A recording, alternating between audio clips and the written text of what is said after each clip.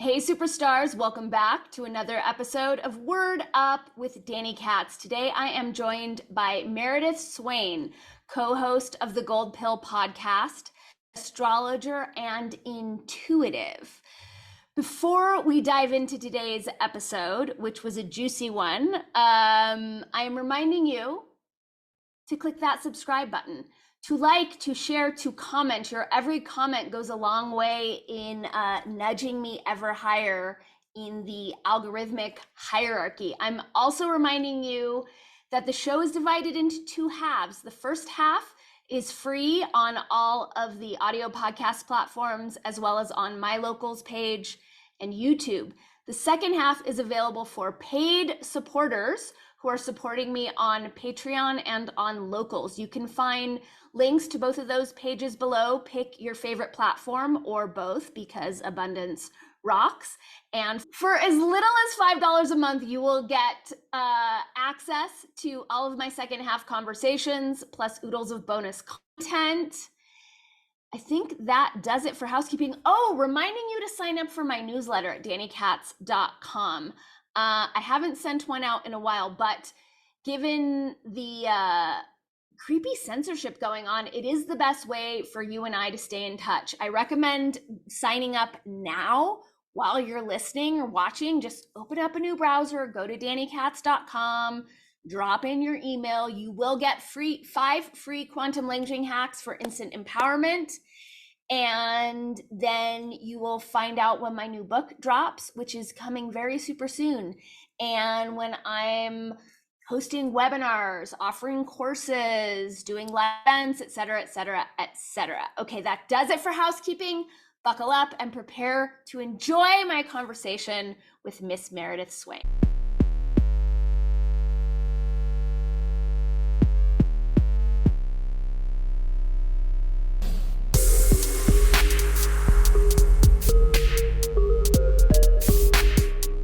Totally talk about the astrology. There's some things that are a little bit more long game, like how I've noticed that even though there's all this like scarcity pumping through the field or whatever, like they're really like trying to make sure that we know that it's a scarce time to be a human being, right?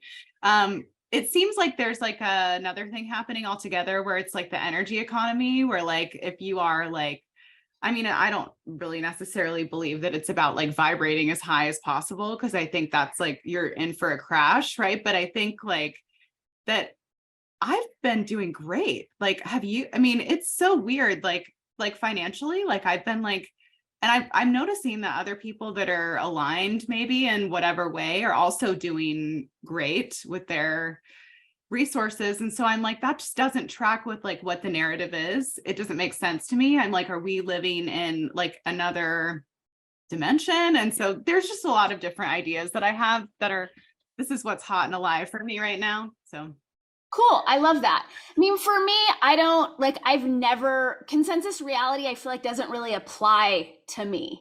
So it does, you know, like when they say this is what's happening, I never assume that that's also going to apply to me as well. That's good. Yeah. I think that that's a really important part of like de-brainwashing, like rewashing our mind ourselves, right? And kind of like getting proper with that, understanding that no, like, I mean, I do see on one level, like a lot of resources being digitized, you know, and a lot of things being digitized, but at the same time, it's like, we're all doing fine, you know, the people who are like, I think, and I wonder too, based on my recent experiences, if it is as cut and dry and clean as like, you know, if you got the jab, then you're an NPC. And if you didn't, then you're not, you know what I mean? Like, I don't think it's that clean and clear, you know? So I'm just, yeah, I don't know. Yeah, no, I definitely don't think it's that per se. I think it's just like, again, it's the power of suggestion. I was talking to a friend of mine about like, how we've got this, and you know the breakaway society is going to be so much fun, and we're all going to be together, and we're going to wish we'd done it sooner. And he's like, what are you, just faking it till you make it? And I'm like, that's all they do. They just keep faking it until enough dumbasses buy into it and give legitimacy to whatever they're faking. Like, that's how this whole reality construct works. Just write a story, keep repeating it, and whoever signs on to the story the most is the story that becomes reality. Yeah. And so it's like we have to be like better and like more like diligent propagandists than they are, right? Yeah. And you're doing such a great job at that. Oh, I appreciate that. Yeah, I think I was definitely like really out here doing it like in 2021 and 2022, but I've kind of like taken like a step back a little bit from that to like rebrainwash myself, because the last few years were fucking brutal in some ways, not in all ways. I mean, in some ways they were great, but I think like for people who were like supporting on the front lines of this and not for like the healthcare workers of the front lines, but more just like people, like I was actually like in support, like to people in like who were vaccine injured or like people who were in my town or, I'm kind of made myself like a safe person for that. And so I felt like I was doing a lot of like free labor, like, but that's the thing. If you're in it to win it, if you're in it for the cause, like it's, we all matter like on that level. So I was just kind of like, I think I was burnt out from that. And so this year I've been kind of like, coming back inside a little bit more. I've been doing the same for different reasons, which I want to talk to you about. But what do you mean by rebrainwash? Well, I think that like, since we're young, like we get sort of like bombarded with all of these different messages. One of the things that was like the biggest like black pill, red pill, whatever was like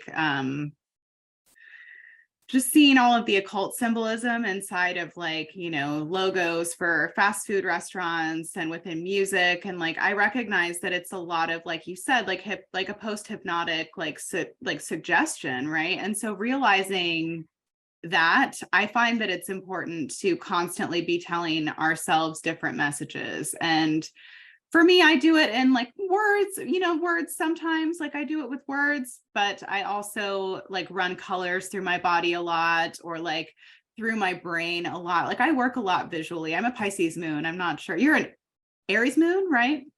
Okay, yes. Yeah. Of that. Until you piss me off. Oh, I know. And then it's like, and then it's over before it even started too. That's the best part about Aries moon is that, but for me, like, Pisces moons can hide shit better. Like I can hide things from myself. Like I wouldn't even know that. So I have to be careful of that. Thank you for saying that, because I feel like the water signs or those who are animated by water signs aren't aware of how they can't necessarily tell the truth or be fully transparent. And then people say, but I totally am. And I'm like, except for all the ways that you're lying to yourself that you don't know about it because it's just how you're wired. Yeah. Yeah. Like, especially I think like, I mean, maybe Cancer and Scorpio moons don't have this problem, but I know for myself, like, I will be like, no, well, I'm a Sag rising. So I'm like, oh, everything is great. Everything is fine. I'm so happy, I'm like, I don't have any trauma, and then it's just like, and then I'll find myself just like completely like lambasted on my bed, like horizontal, and I'll be in so much like physical pain. And I'm like, oh my God, this is all emotional, and I think as well, like that's another thing too, is with how the physical and emotional work together. I kind of wonder about that with spike protein sickness, right? That you're dealing with, or that, I mean, I've dealt with a little bit of thrush, but that's about it. Like, which is like an immunity, like, kind of taking a hit. Right. And so I'm wondering like, what is it that we're all like the unvaccinated people, what is it that we're all suffering with? Right. And I can't help but think that it's like variations on variations on variations of feeling unsafe, and like in our bodies and like, and in the world and like, and that's, just like not a really good place to be. So it's like, how do you work against that current that suggests that you are unsafe? Right. I mean, it's like, so that's why, I don't know, I just have like a bunch of tools, and I'm sure that that's kind of how you get by too, is like by having like so many fucking like tools that you're just like, you become a tool. just a walking toolbox. So, since we're just jumping around in a nonlinear fashion, Aquarius style, yes, I'm into it. are you still active with Gold Pill? Are you guys still recording podcasts? Is that still happening?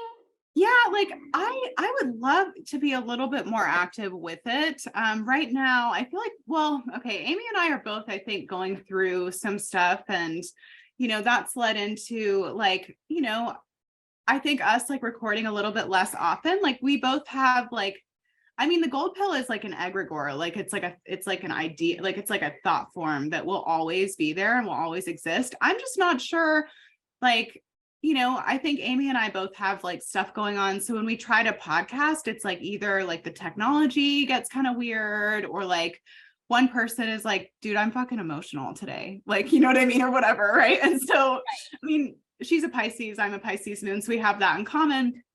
And I think that that's just what's going on. But like, we're trying to like, I would love to get on like a regular schedule where we're doing like 45 minutes of like 45 minutes on Patreon, 45 minutes like, on like the public, right? And like, and do that like twice a week and like really get in the swing of things. But I think like, yeah, the nonlinear and the Piscean definitely takes the cake and the precedence in that relationship. And that's okay, right? So I love that you guys honor that with one another and give each other that leeway. Twice a week is ambitious as fuck. Like, I love that you have that goal.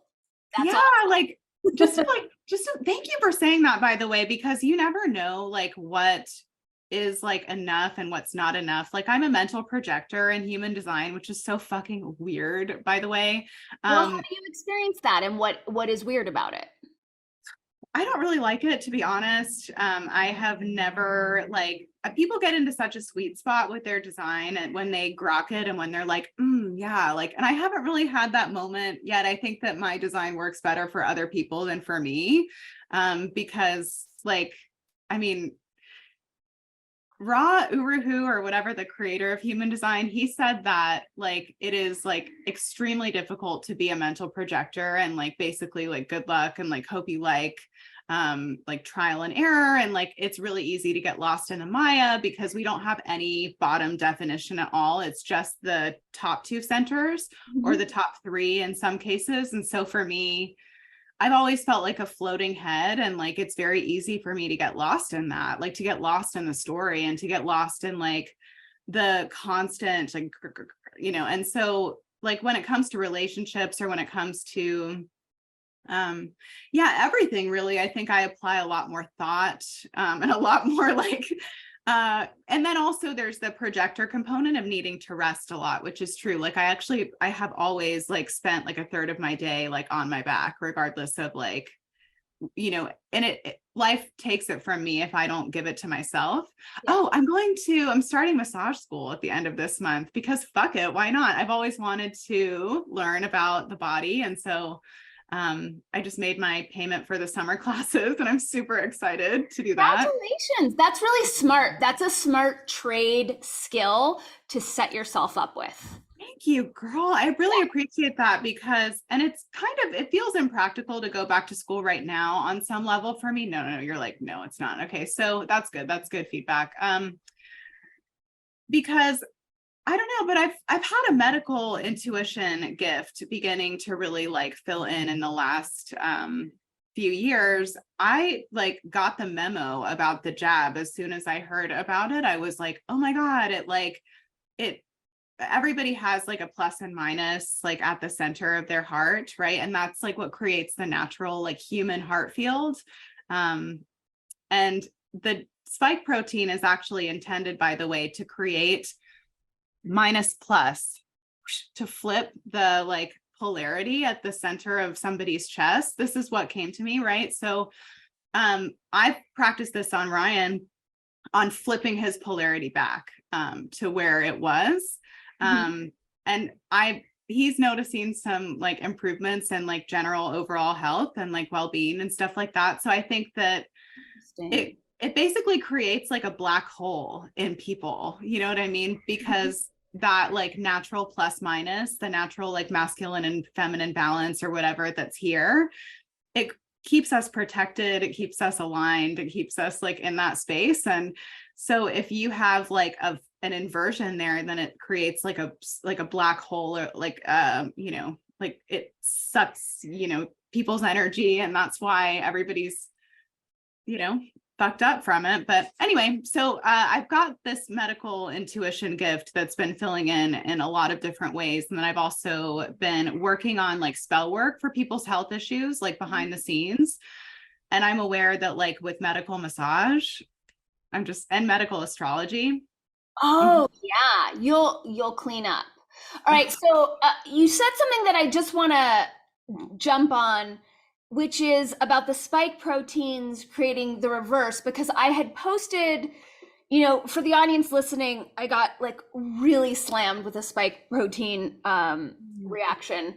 And I posted on one of the threads that I track on Telegram, like, hey, what are we doing for like really extreme spike protein reactions?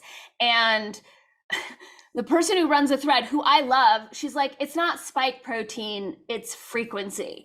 And this is one thing that I'm starting to get less and less tolerant of within our community, is that we all know everything. And it's like, I'm annoyed by it. It's like, so we read a couple articles, like, and now we're the experts. Oh my gosh, you are preaching to the fucking choir right now. I can't deal with anybody like that right now. Yeah. And then, so then I start reading the article and I'm like, I don't have time to get a PhD in whatever like genocide is being off gas to figure out what I need to do. Do you know what I'm saying? Have you heard this, that like there's no such thing as spike proteins? It's only graphene, or it's only this, or it's only this, or women. Yes. I know everything and I'm more awake and aware than you are. So yes. Go for yourself. It's so unhealed to me, like that, the level of like, it's just very Capricorn. Yeah. And that's kind of what we're moving away from, right? Like we have to like, open up. And and also like, I don't know if you've ever like strolled into the Gold Pill comment section, but it's a disaster of exactly that. It's like everybody's so vitriolic and is like using it as an excuse to like hurt other people. And I get it. Like, we're all right. We're right. Okay. We're right. We know how much that hurts, it hurts. And like, I get it, but just deal with your shit. Do you know what I mean? Right. I think the words, it's words. It's spike protein, it's frequency. It is what it is. Whatever it is, you can feel that something is wrong and it needs to be corrected, and I'm the first to usually maybe split hairs over words and whatever, but I'm just, it's like, I've done more research than you have. And so therefore, like, I know what right. It does. It is a frequency. It's like there's we have like metals inside of us regardless that like ping on like an external frequency. So you can like, there's a lot of things that people can do, I think, to like really shield themselves and even to clear themselves like of this all, that's my opinion. Not, I don't think you can reverse gene therapy, right? And I don't think that, I think that it's all around us, like the stuff too, so it is kind of about having like seniority in your space, right? My space, and this is it, and only what I say and think in this space goes, right? Yeah. But yeah, I'm so glad you brought that up, because I hate that. It's been so annoying to witness. I know. And I know like you guys at Gold Pill are way more active posting. I've really pulled back these past this whole year. I'm like, and I don't know if this is Pluto and Aquarius, but for me, like, I don't care anymore, except I do. But like, I feel like I kind of don't. And humanity's made their choice. And I don't think anything I do or say is going to help. So I've just been more about protecting my energy. But I'm curious your path with that from when Gold Pill started and where we're at in the world now. Like, what is your intention with it? Like, what are you trying to do with it now versus whatever you were trying to do with it back when you started it? Well, when we started we started it in 2021, and both Amy and I had like this massive like feeling. And I would say that this feeling does not necessarily go away. We just learn how to like tease it out, work with it, heal it. But both of us had like these like really like strong feelings of like impending doom, you know? And I would say that that's probably wise, to be honest. I think a lot of us got that memo, you know, especially like in 2021 when we saw things going in a very strange direction. So we both were kind of like black pilled is what we called it, where like we were just like, it's all fucked. Like it's all just like hopeless and I don't care anymore. And everybody's just choosing to just destroy this, you know, it was like, we were both like really, really upset about it actually. And I still, on some level, I still kind of, I can get there some days, right? But I would say that like it's much less about like waking anybody up. I think that maybe perhaps like what we're both kind of doing, you and I, and like going a little bit more inward, because I'm not necessarily posting as much about the capital T truth of everything, not, you know, but is like we recognize the futility of trying to wake people up over the internet. Like go fuck you. And like, you know what I mean? Like if you are open, and if you are willing, and if you are humble, and if you're willing to like you know, surrender to whatever, like, you know, not to whatever, but just like to surrender your fucking like, you know, your like know-it-allness of everything, right? Like a lot of truthers are like very much not willing to surrender that.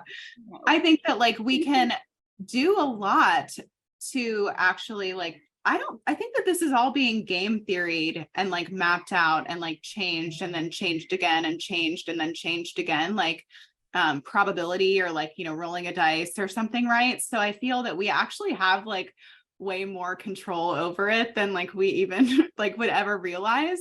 Right. So that's why I think that like they don't fucking know what they're doing or like what comes next really in the timeline. Like there's a general like outline of like NWO and like what, you know, what the deal is, but it's like I think that it's just like what you feel, that there's a, you know, there's a thought and a ritual component that we can enact that actually does help things. So I think that's my focus, is more like, you know, with my clients and things like this, is really getting them engaged in the magical process for themselves, right? Because obviously like billions and billions of dollars would not be spent to control people's mind unless you know, it was useful to do so, right? So Yeah. rebrainwashing. Yeah. I'm started, like, what I realize is just with so many of us, with all that we know, because we're such smart truthers, and we're talking about the same ops and giving them life and giving them legitimacy, and hearing so many of us saying, and then this is going to happen, and then this is going to happen. And there's like a social cachet of like, I know, but we're also doing their dirty work for them. That's right. And I just got to the place where, and I can't tell if it's, you know, Pluto in Aquarius sitting on my fucking sun unrelentingly for way too long, or if I've just outgrown it. But I'm like, I can't talk about it anymore. Like, I don't want to give it any more of my sacred attention. I don't want to give it any more validation. It's stupid. I'd rather be in nature and connect with friends. Yeah. Oh, for sure. And I think that like I think that's like self-preservation, like coupled with emotional maturity, because I mean, wouldn't you think it would be more useful to like make a garden of your own? Like, and then you have like respectfully, like more to fight for, more to live for, more to like you know, cast your gaze on, that is not like, you know, the CBDCs and the this and that. And right. And so I totally agree with you. And I feel that, you know, at the same time, so I have like the angel devil on my shoulder always, right? Of like, at the same time, it seems like there's some measure of like inevitability to like what, like the comforts that like we have become so accustomed to.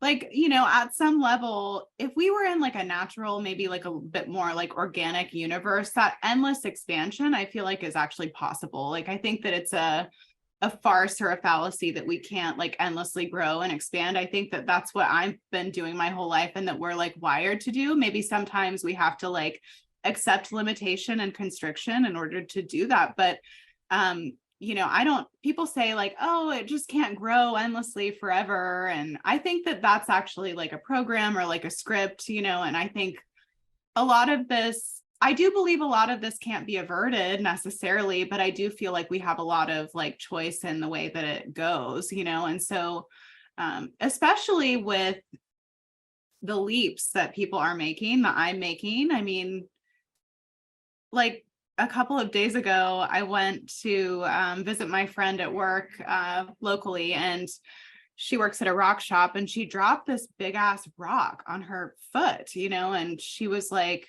holy shit. She was like, I can't believe, you know, she was in pain. She was like, Meredith, can you put your hands on this? Right. And so I did. And it should have been injured, but she walked away completely fine. And so I'm wondering, like, I'm like, you know, I'm like, we're pretty amazing, you know, we're really, even if you think about people's recovery from like, you know, the spike protein surprise, because it seems to be just like whatever it's going to be for you is what it is, you know. And so I think that even our willingness to like kind of keep it pressing like through these conditions that I don't think people realize really are like truly sociopathic and like truly like it's our souls that are very much like keeping our bodies like working, you know what I mean, as far as I'm concerned. So I have a lot of trust in that, like a lot. I appreciate that. I love that. So, Aw.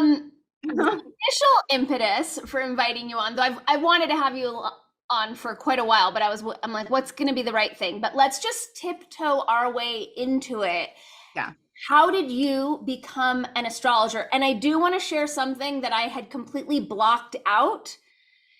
So you're the first person to hear this out loud. Feels good. I had an astrology column in our school paper in second grade. I Oh, forgot that I was an astrologer. you were such a little Aquarius, like so ahead of your time and so much better than everyone. I love that for you. Oh gosh, that makes me so happy to think about. Well, I went to school for psychology and cognitive science, and you know, was very much like invested in understanding like the motivations behind people's behavior, and was really interested in studying the brain for a long time. I actually worked in an EEG like lab where like I would apply like the brain caps and like watch people as they like either meditated or were like distracted or whatever. So interesting. And so I was working at also a yoga studio, and I was you know, I was tending to the desk, and somebody I think asked me like what my moon sign was, and I was like, what do you mean? And then I started to basically like, I mean, you know how it goes when you are inherently a researcher and you find out that there's something more to life, you know, than what you thought initially there was. And so I looked up my whole chart, and I felt like so, I mean, that's how it goes for a lot of people, I think, is that they feel so deeply attacked or like deeply seen or whatever it is, you know, depending on the person. And so I felt fucking like so attacked when I looked at it. I was like, oh my gosh, no wonder. So I've always felt like a fake Leo, like I'm not a real Leo, like, you know what I mean? I mean, I have like the hair and like, I guess I have the presence or whatever, but I'm always the first person to apologize. Like I, you know, have like I'm a little bit more maybe contained than some other Leos out here. And so I was like, oh, you know, I wonder why that is. And I wonder what's up with that. And so I looked and I was like, okay, well, I'm basically like a Leo that's like inside of a puddle that has some dirt in it. You know what I mean? So it's like water and earth Leo. And I was like, okay, that makes sense to me. So from there, I just started studying and like kind of reading everything that I could get my hands on, studying, learning about podcasts, just whatever, like all these different like forms of of like gaining access to this knowledge that it felt like it was something that I already knew, of course, you know, because it just really like it came super easily to me. And then I started to kind of like read charts at parties and was reading, like, and then finally I was asked to, kind of like show up at this like yoga studio and do charts. And I was being kind of like sought out for that. And I was applying to PhD programs after I graduated, and the universe just kind of took me in a different direction. It was very much like, no, you have a knack for this. You don't need this to do what you want to do. Just come over here, And so, so I guess it was like 4 or 5 years after I discovered it that I started my business. And then from there, I've been pretty much just like working ever since. It was like 7 years ago now. So yeah, that's how I discovered it. And yeah, but it's been everything. It's not just astrology. I've been like very much, when I turn my head in the direction of the intuitive arts at all, whether it's like, helping someone psychically or doing witchcraft or doing energy work or like whatever it is, when I turn my head in that direction, it just like it like blooms and flourishes. And I genuinely believe that like if a path is like meant for you, then that's how it's going to feel, is you're going to feel like, wow, yeah, this is really right for me. Or like, I feel like people are really responding to this. And so I guess it's since 2018 that I've been solely working for myself, just kind of being a mystical, really just being myself and like somehow getting paid for it, What are the pieces of your own chart that point to this path for you?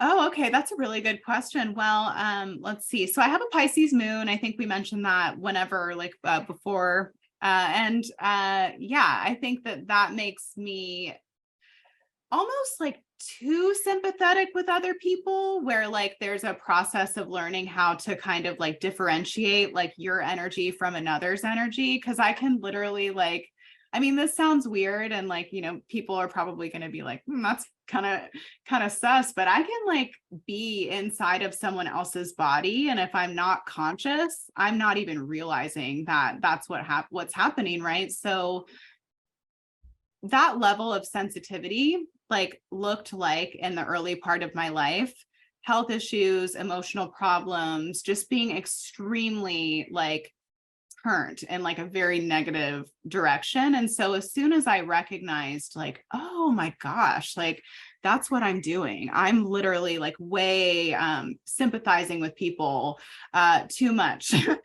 And I was able to kind of discover some tools that would help me to, you're over here in your bubble and I'm over here in my bubble, and it's a little bit more clean. It's a little bit more appropriate. After I leave, I'm going to squeegee myself out and then just keep it pressing. I noticed that all of my problems basically like went away when I started doing this. Right. And so, and then also I have some 8th house placements and some 9th house placements, which gives like, natural like clairvoyance and ability to hold space for what is just like dark, frankly. I get called on for the weirdest stuff. Like if people have like an entity that won't leave them alone, or like if somebody, has like some type of like very obscure spiritual problem that they need help figuring out, I will get those calls. And I think that's why. So yeah, that's that. Just there's a lot. It's like a whole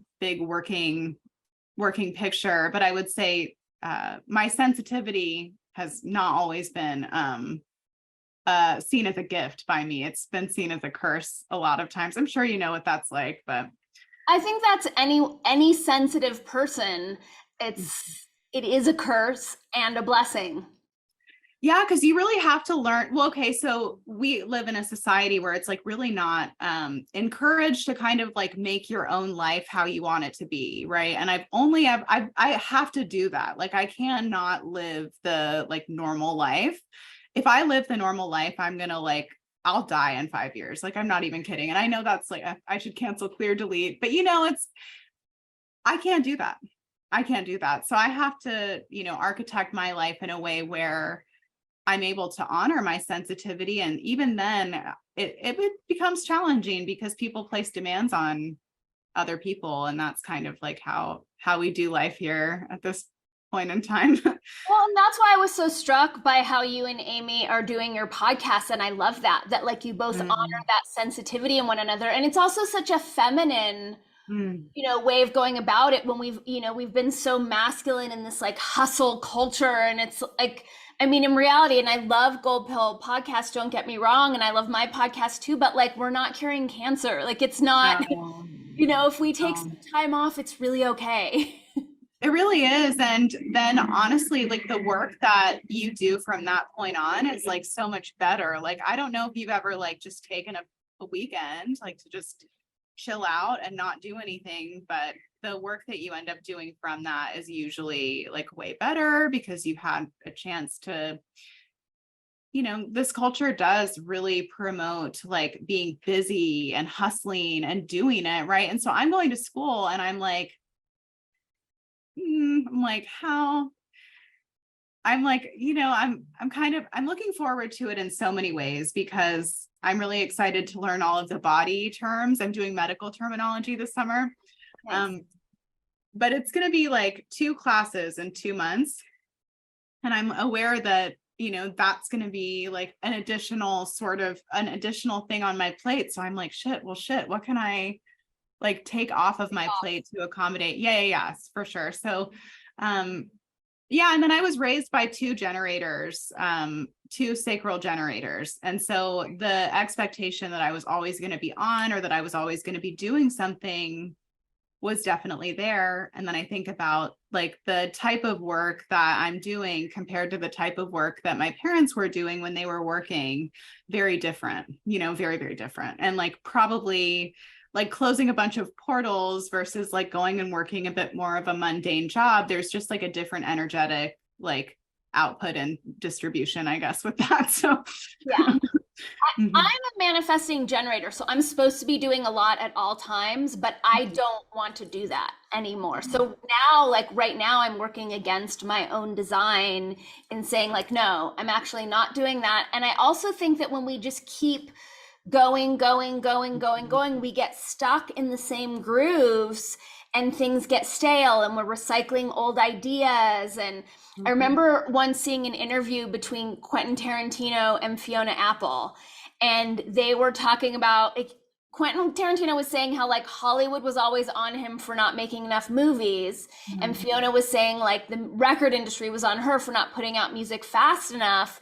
But you look at how innovative both of their artistry is. But if they were on the just like keep going, I don't know. I'm sure they wouldn't have been able to tap into, newer, different realms of creativity because Right. then you're just kind of going unconsciously.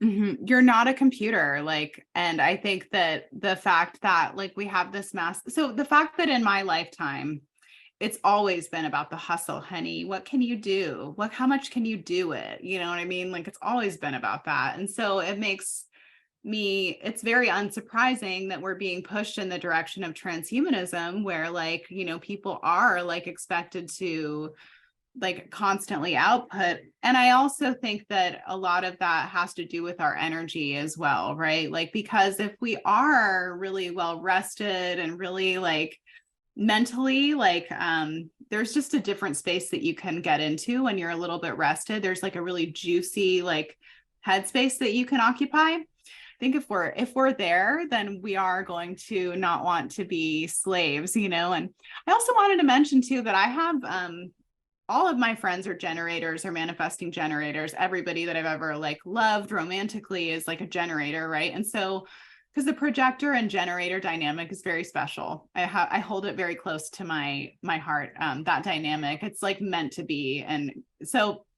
Well, will you explain it for us? Like, how do you experience those two working together so well? Sure. So projectors don't have any sacral energy. So it's like very much like when we get these like random spurts that might come from the transits or they might come from people in our environment, right? So where generators are like 70% of the population. So if all of the generators woke up and decided like, yeah, we're done with this, then that would be like the case for the world, right? And so projectors have the vision, generators have the energy. It's it's both beautiful. And I've known very intuitive generators. I'm not saying that like, there's no intuition or vision in generators, but the dynamic is set so that like projectors are like the guides, and we're able to kind of see at least mental projectors anyway, the long sort of the vision. And like, that's why projectors have to wait for the invitation, because we know what somebody else could do to better themselves. And when we constantly like dole that out without an invitation or without like being asked, that does create a lot of resentment, because that's energy we do not have to spend. Right.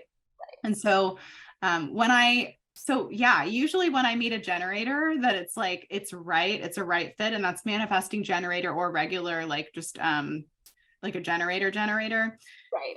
It's like I adopt them and they're mine, and that's it, like, forever. And like, that's also probably a Leo thing. But yeah, I think that because like the group of generators that I have in my life that are like my generators, they're always asking me like for like wisdom snacks of like, what do you think about this? Or what should I do with this? Or like, da, da, da, da. And it's always like very much like a synergistic relationship. And I think also that depends on like how much conditioning somebody's done, how their channels interact with yours. And, there's a lot that goes into it, but I think generally like the answer to that can be like the projectors have the vision, generators have the energy. So like, how should I use this energy? What should I do? And I was going to say too, that generators can get burnt out pretty easily, having to do everything. And then also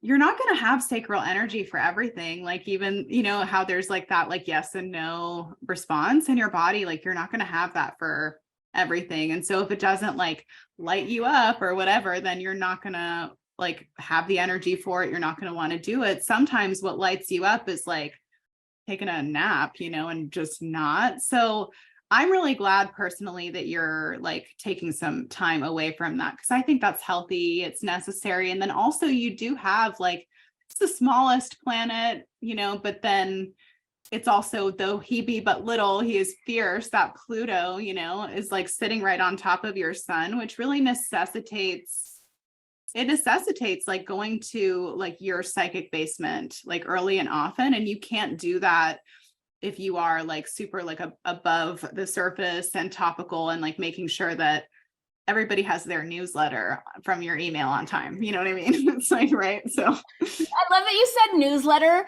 because I have not sent out a newsletter in months and I don't care. Yeah. And I was like, I should probably address people. And I was just like, no, I don't have it. And yeah, and I appreciate your validation. And I'm curious to know if it is Pluto sitting there, but I have not done anything social aside from the conference that I went to last week.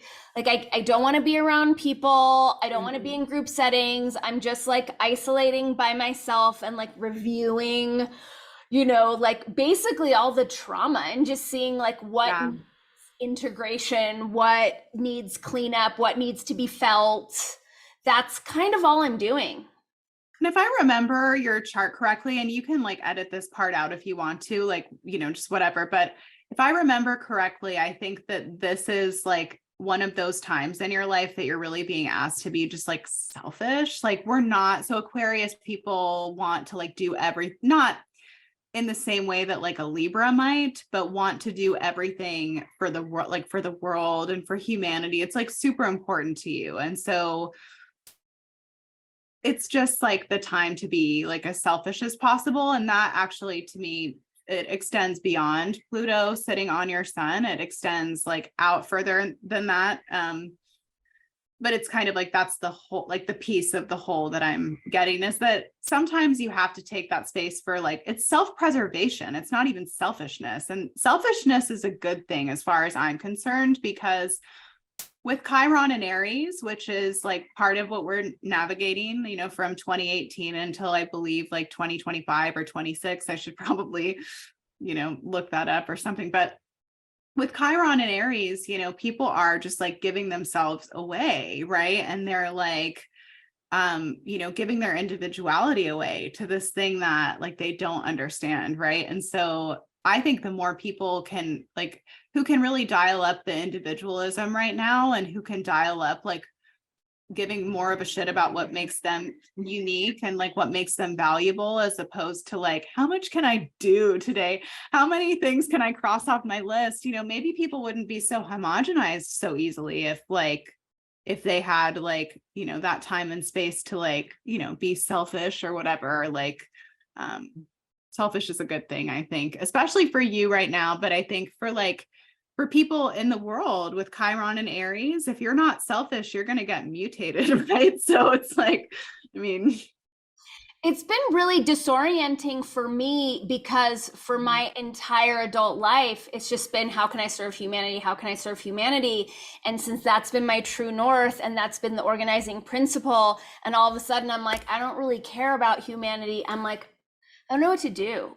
because you care about people who care about themselves, and humanity does not care about itself. So you're like, well, I've done what I can do. And then also, you know, what I remember of like our podcast that we did on Gold Pill was just that like, you've really been out here fucking doing it. Like before any of us were doing it, you were doing it. And so, and you had like the foresight and awareness to like see the authoritarianism coming, and to be like, you know, in like 2013, you know, it's like way back, right? And to be like, you know, hey guys, you know, I'm not really sure that we want to go in this direction. Hey, you know, maybe we should slow down on this, and maybe we should like fucking think about what we're doing, so that we're not just like casting our allegiance to something that we don't really understand, you know. But everybody kind of like, whether it's like censorship or people's ability to listen, like people kind of blew past those warnings from the people who were sage enough to see it at that point in time, right? And so we get what we get, and we don't get upset. That's how I feel. I mean, I totally, yeah.